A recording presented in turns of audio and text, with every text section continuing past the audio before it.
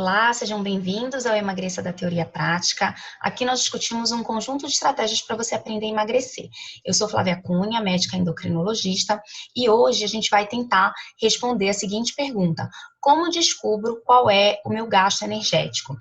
Eu resolvi falar disso porque no vídeo anterior, quando eu compartilhei, eu recebi muita pergunta exatamente sobre esse assunto, né? Quando a gente falou sobre atividade física, emagrecimento, falamos muito de taxa metabólica de repouso, né, metabolismo basal, e aí eu recebi muitas perguntas, todas envolvendo exatamente isso: como eu descubro qual é o meu gasto energético?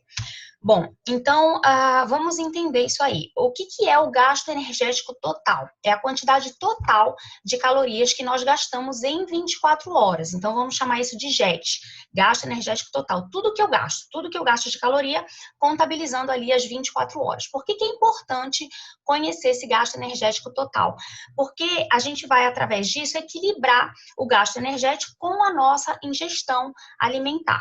Então, de uma forma bem simples, se a minha ingestão alimentar é semelhante, é parecida com o meu gasto energético, ou seja, a ingestão de calorias através da dieta é semelhante ao gasto de calorias através desse gasto energético total, o meu peso fica mantido, porque eu crio um balanço igual a zero, ou seja, quantidade de calorias que entram é semelhante à quantidade de calorias que saem, certo? Se eu tenho uma ingestão de calorias maior do que o meu gasto energético, ou seja, eu estou ingerindo mais, eu estou consumindo mais calorias do que eu estou gastando dentro desse meu gasto energético total, eu vou ganhar peso, porque eu vou gerar um balanço que eu chamo de positivo. Por que é positivo? Porque fica positivo dentro do meu organismo, né? Então, eu tenho calorias positivas, eu tenho energia positiva dentro do meu organismo. Isso vai se transformar em gordura. E se a minha ingestão alimentar é menor do que o meu gasto energético, aí sim eu vou ter perda de peso, porque aí eu gerei o balanço energético negativo, ou seja, eu gastei mais calorias do que eu ingeri. Bom, então, em resumo, para emagrecer, a gente tem que ou diminuir a ingesta alimentar ou aumentar esse gasto energético total. Só que ninguém quer diminuir a ingestão alimentar, né? Ninguém quer comer menos. Então, a gente precisa entender melhor o gasto energético total para a gente saber como é que a gente consegue aumentar esse gasto energético. Bom, então o gasto energético total, ele tem três componentes importantes. O primeiro componente, que a gente já falou bastante no vídeo anterior, inclusive se você não assistiu, eu recomendo fortemente que você assista. Então, o primeiro componente é a taxa metabólica de repouso, ou metabolismo de repouso. Então, veja que ele representa aqui 70% do gasto total. Então, de todas as calorias que eu gasto em 24 horas, a maioria delas, ou seja, em torno de 70% dessas calorias, vem da minha taxa metabólica de repouso. Então, eu percebo que ela é um componente super importante. Na verdade, ela é o componente mais importante do meu gasto total. Eu tenho também esse segundo componente, que é o gasto energético relacionado à atividade física. Tem aqui uma porcentagem considerável. E eu tenho um componente menor aqui, que é o efeito térmico dos alimentos, representando aí em torno de 10%. Então, vamos falar de cada um deles. Começando aqui pela taxa metabólica de repouso. Então, é o gasto necessário para manter as nossas funções vitais. O que são as nossas funções vitais? Manter a temperatura corporal, manter o batimento do coração, manter os processos de respiração, tá? Então, é o gasto que é um gasto fixo que a gente tem, né? Como a gente comentou, é o principal componente do gasto energético total, representando em torno de 70% do nosso gasto total. Só que ele tem uma característica interessante. Ele não aumenta agudamente, a gente não consegue aumentar a nossa taxa metabólica de repouso de forma aguda, mas ela pode ser aumentada a médio e longo prazo. Como é que funciona isso? Né? A gente comentou, inclusive, bastante no vídeo anterior, que essa taxa metabólica de repouso, ela depende principalmente da nossa quantidade de massa magra. Né? Leia-se massa magra como músculos, ossos, mas principalmente massa muscular. Então, se eu tenho muita massa magra em relação à massa gorda, eu tenho um metabolismo de repouso acelerado, né? Eu tenho uma alta taxa metabólica de repouso. Então, eu não consigo aumentar isso agudamente, eu não consigo criar massa magra tão rapidamente, né? Então, a gente tem que pensar como um investimento. Quer dizer, eu vou investir hoje, eu vou ganhar massa magra hoje para ter um ganho amanhã, né? Para ter um ganho em médio e longo prazo. Como é que eu consigo aumentar massa magra? E aí vem a grande ideia, né? É através de ingestão de proteínas na alimentação e exercícios que trabalhem a musculatura, né? A própria musculação ou qualquer outro tipo de exercício hipertrófico.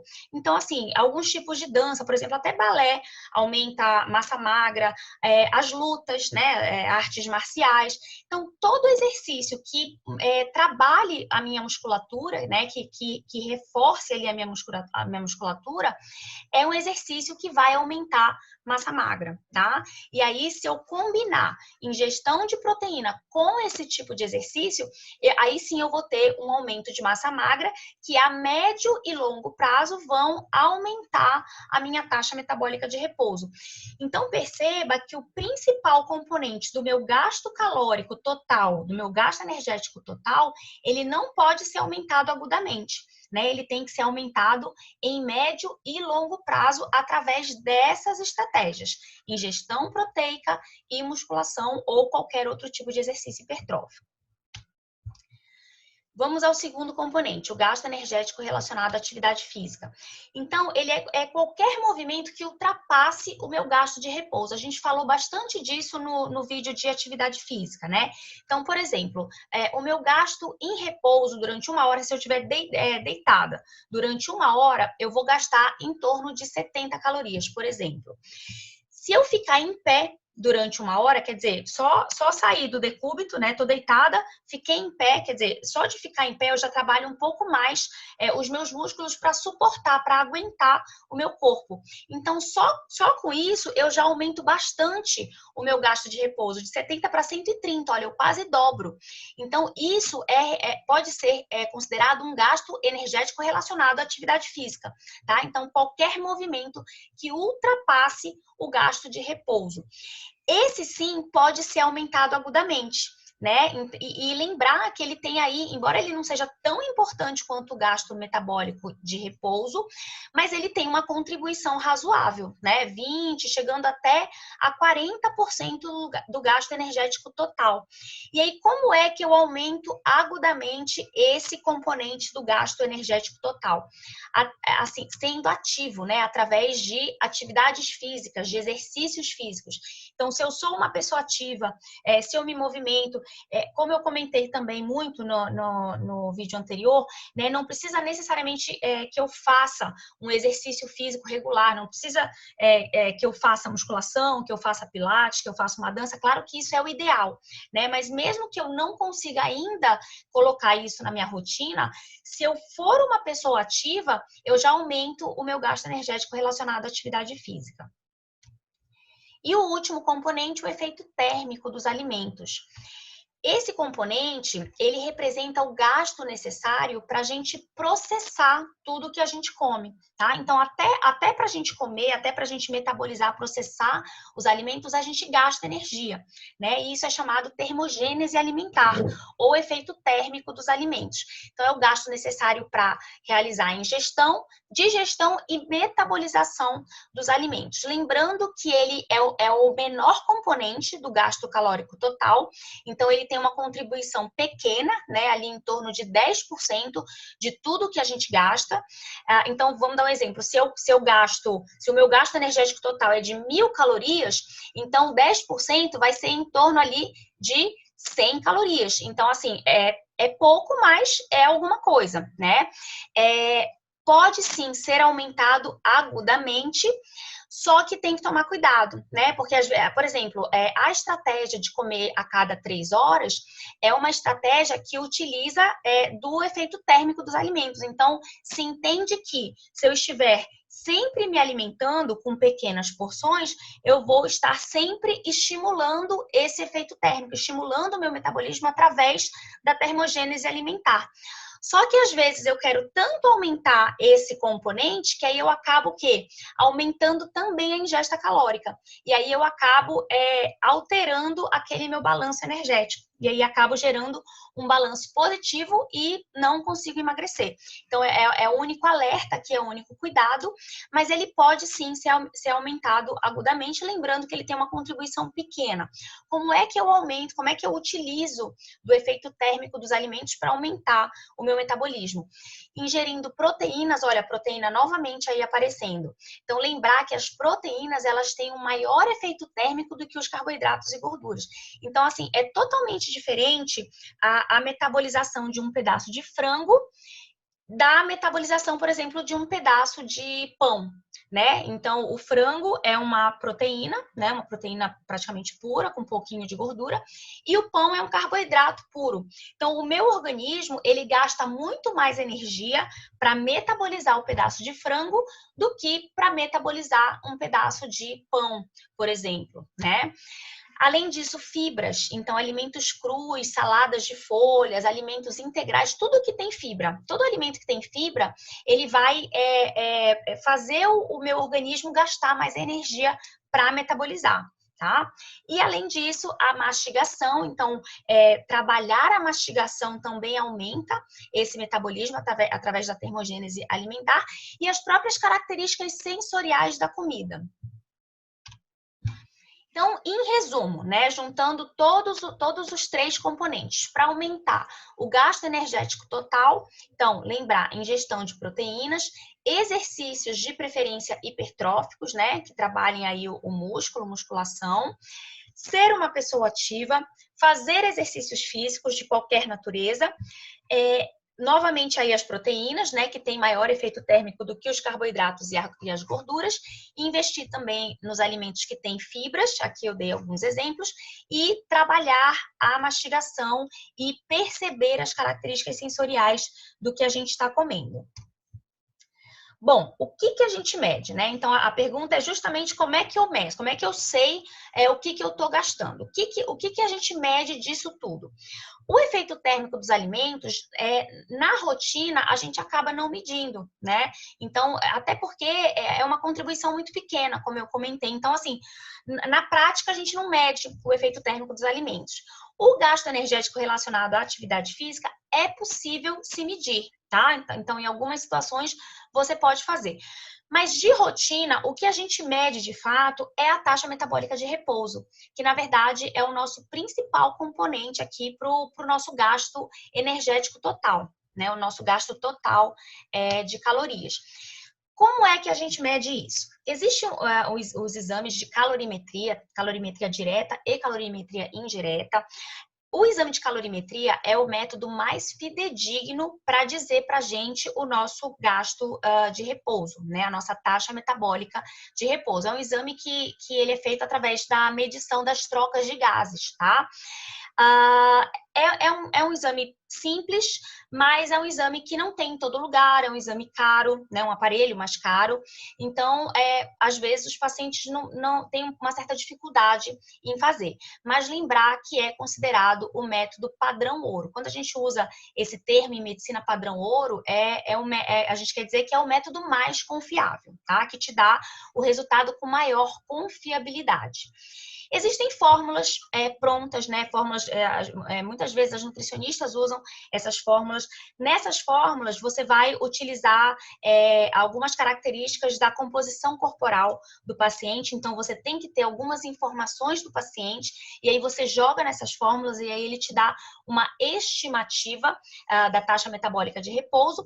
E tem o aparelho, o exame de bioimpedância. O exame de bioimpedância é um exame de composição corporal. E esse exame de bioimpedância, ele também estima, eu diria até que de uma forma relativamente confiável, ele estima a taxa metabólica de repouso. Então, eu queria mostrar para vocês aqui um resultado de exame de bioimpedância.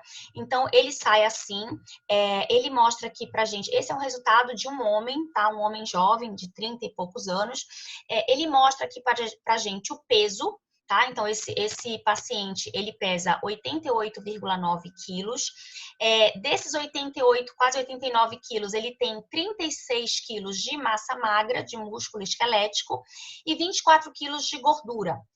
E aí, a gente vem para cá, né? E aí ele mostra aqui, olha, o percentual de gordura corporal. Então, embora ele tenha uma massa magra boa, ele tem um pouquinho de gordura em excesso. Então, isso gera um percentual de gordura corporal um pouquinho acima do que seria o limite para homens, tá? Então, a gente considera aí no máximo 20% de gordura corporal para homens. Aqui ele tá com uma gordura corporal um pouquinho acima. E aqui embaixo, olha, ele mostra a taxa metabólica basal ou taxa metabólica de repouso. Então, esse paciente, ele gasta em torno de 1.765 calorias só para se manter vivo, tá? Então, aqui não entra o efeito térmico dos alimentos e não entra a atividade física. Então, se esse mesmo paciente que tem essa taxa metabólica de repouso de 1.700, 1.800 calorias, se esse mesmo paciente, ele, por exemplo, joga futebol todo dia, então ele vai gastar essas 1.700 e mais pelo menos umas 500 calorias, porque o futebol, né, durante uma hora, ele é uma atividade física, um exercício físico é um esporte que gasta muita caloria. Então, ele acrescenta aí a taxa metabólica de repouso dele, mais umas 400, 500 calorias no mínimo, né, em uma hora de futebol por dia, tá? Então, a bioimpedância, ela vai te estimar a taxa metabólica de repouso, que seria ali aqueles 70% do gasto total. Lembrando que ainda tem o efeito térmico dos alimentos e tem o relacionado à atividade física. Se esse paciente, por exemplo, é um paciente sedentário, que não faz atividade física nenhuma, então eu preciso trabalhar basicamente com a taxa metabólica de repouso dele, né? Porque ele não vai ter muito a acrescentar no gasto relacionado à atividade física. Claro que ele vai ter um gasto um pouco maior, porque ele vai gastar para se movimentar, ele vai gastar para ir trabalhar. Então, assim, tudo que ele está fazendo no dia a dia dele, vai gastar um pouquinho mais de caloria, um pouquinho mais do que o repouso, tá? Mas se ele é um paciente sedentário, eu tenho que trabalhar basicamente com essa taxa metabólica de repouso, porque eu não vou ter muita coisa a acrescentar nesse metabolismo. Muito bem, então assim, a gente tem, né, os exames específicos aí que vão dar para a gente, de uma forma mais aproximada, o gasto real, mas a gente tem estimativas, né? Então, a gente, assim, de muitas pessoas que já fizeram esses exames e a gente pode tirar uma média. Claro que isso não é o ideal é que a gente individualize o tratamento, que o paciente consiga fazer esse exame, mas assim, né, considerando que ele não conseguiu ou que ele ainda não fez, eu vou mostrar aqui para vocês uma estimativa. Então, mulheres, né, tendem a ter uma taxa metabólica de repouso de 1.000 a 1.500 calorias por dia, ou seja, elas gastam, só para que se mantenham vivas, elas gastam em torno de 1.000 a 1.500 calorias por dia. Em média, 1.200, né? Então, a maioria delas em torno de 1.200 calorias dia. Os homens variam já de 1.500 a 2.000 calorias por dia. Em média, a maioria deles em torno de 1.800 calorias dia, como foi esse exemplo anterior aqui que eu dei, que esse paciente gastava de 1.700 a 1.800 calorias dia.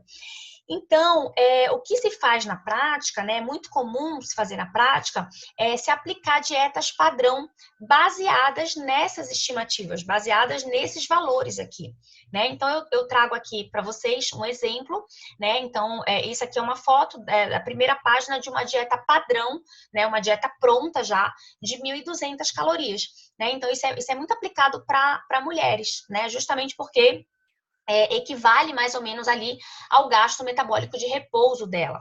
Então, vamos imaginar aqui que eu tenha essa dieta, eu aplique essa dieta de 1.200 calorias para essa minha paciente e ela tem uma taxa metabólica de repouso exatamente de 1.200. Só que essa paciente é sedentária, né? Então, eu vou ter praticamente um balanço tendendo a zero, ou seja, ela vai ingerir praticamente tudo que ela gasta, né? Praticamente a mesma coisa. Então, o meu balanço fica zero e essa minha paciente não emagrece. Então, por isso que é importante a gente conhecer a taxa metabólica de repouso, até para a gente programar o que a gente vai comer, né? Como que vai ser a nossa ingestão. E aí, como é que eu faço, então, para criar um balanço energético negativo? A gente já aprendeu, né, que para a gente emagrecer, a gente precisa criar um balanço energético negativo. Lembrando que o balanço energético negativo é quando eu gasto mais calorias do que eu estou ingerindo. Então, vamos pegar essa mesma mulher, né, esse mesmo exemplo dessa mulher que tenha, por exemplo, um metabolismo de repouso de 1.200 calorias em 24 horas, ou seja, em um dia inteiro ela gasta em torno de 1.200 calorias. Então, vamos dividir essas 1.200 calorias em 3 períodos, para ficar didaticamente mais fácil da gente entender. Então, pela manhã, ela gasta em torno de 400 calorias, à tarde, mais 400 e à noite, mais 400. Na vida real, gente, na prática, não é tão certinho e tão fácil assim, tá? Mas é só pra gente entender, só pra gente ter um exemplo pra gente trabalhar. Muito bem, então a gente dividiu aqui em 3 períodos. E aí entram as estratégias, né? Então, por exemplo, vamos falar um pouquinho aqui do jejum intermitente. Se essa minha paciente, ela opta por experimentar uma estratégia de jejum intermitente e aí ela decide não fazer o café da manhã. Então, aqui, durante a manhã, ela não vai comer nada, só que ela está gastando, pelo metabolismo de repouso dela, ela está gastando em torno ali de 400 calorias, porque eu dividi as 1.200 dela em 3 períodos.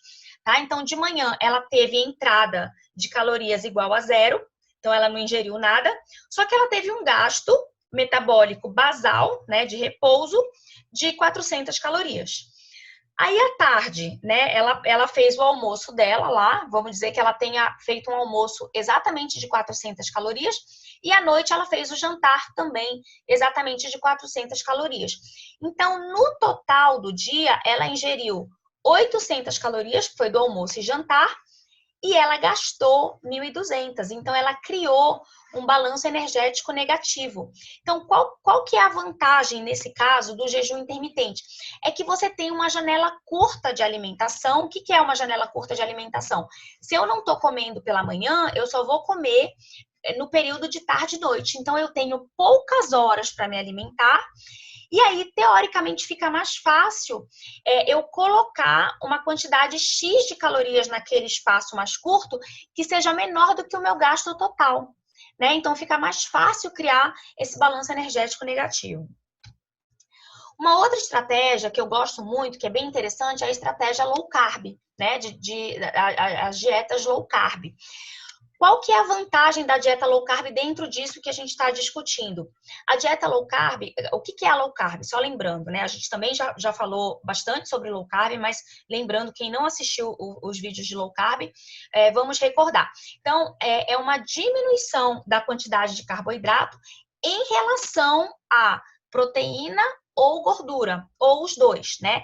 Então, tirem da cabeça que low carb é retirar carboidratos da dieta. Não é. É só você equilibrar a sua dieta para você ter um pouco menos de carboidrato e um pouco mais de proteína ou gordura, né? Então, se eu faço uma dieta low carb aumentando a porção de proteína em relação ao carboidrato, eu estou, de alguma forma, priorizando proteínas. E aí, lembrar que a proteína tem ação no metabolismo, né? Tanto a médio e longo prazo no metabolismo de repouso, porque ajuda a formar músculos, quanto a curto prazo através do efeito térmico dos alimentos, porque ela tem uma termogênese maior do que os outros componentes, tá? Além disso, quando eu reduzo carboidrato, eu reduzo resistência insulínica, e aí o meu paciente fica mais ativo, fica mais energizado, né? Ele sente uma energia melhor. E aí lembrar que o paciente mais ativo, eu também estou agindo no metabolismo. Então, eu teria esse efeito associado, né, no metabolismo com as estratégias low carb. E uma última estratégia que eu queria comentar, que eu gosto muito também, é exatamente trabalhar o comportamento alimentar, né? Então, através de algumas técnicas, como, por exemplo, o comer consciente, eu consigo trabalhar a mastigação do meu paciente, né? E aí a gente lembra que a mastigação também tem ação no metabolismo, né, através ali do efeito térmico da termogênese alimentar, além de outros muitos benefícios que eu também já comentei aqui, inclusive, né, em indução de saciedade. Então, se eu fico saciada mais rápido, eu paro de comer mais rápido, né? A mastigação, ela trabalha isso. Através dessas técnicas de comportamento alimentar, eu também tenho um domínio sobre o que eu vou escolher colocar no meu prato para comer, e aí eu consigo priorizar aqueles componentes que aumentam o metabolismo, que a gente já conversou, né? Então, por exemplo, as proteínas, por exemplo, os alimentos que têm fibra, e eu consigo também trabalhar as características sensoriais dos alimentos, e isso também tem ação no metabolismo, além também de outros benefícios que a gente vem comentando por aqui. Se vocês não assistiram, assistam o vídeo em que eu falo sobre o paladar, sobre a ação do paladar, que tem várias dicas importantes que falam exatamente disso. Bom, e aí, né, finalizando aqui, a gente pode, na verdade, fazer uma combinação dessas estratégias, né? Então, eu posso combinar, por exemplo, jejum intermitente com low carb, sempre trabalhando o comportamento alimentar, usando as técnicas, né, de nutrição comportamental, para justamente chegar nesse balanço energético negativo de uma forma mais suave, né? De uma forma sem grande sofrimento. Gente, era isso que eu tinha para falar hoje. Espero ter ajudado. Fiquem me acompanhando e até a próxima.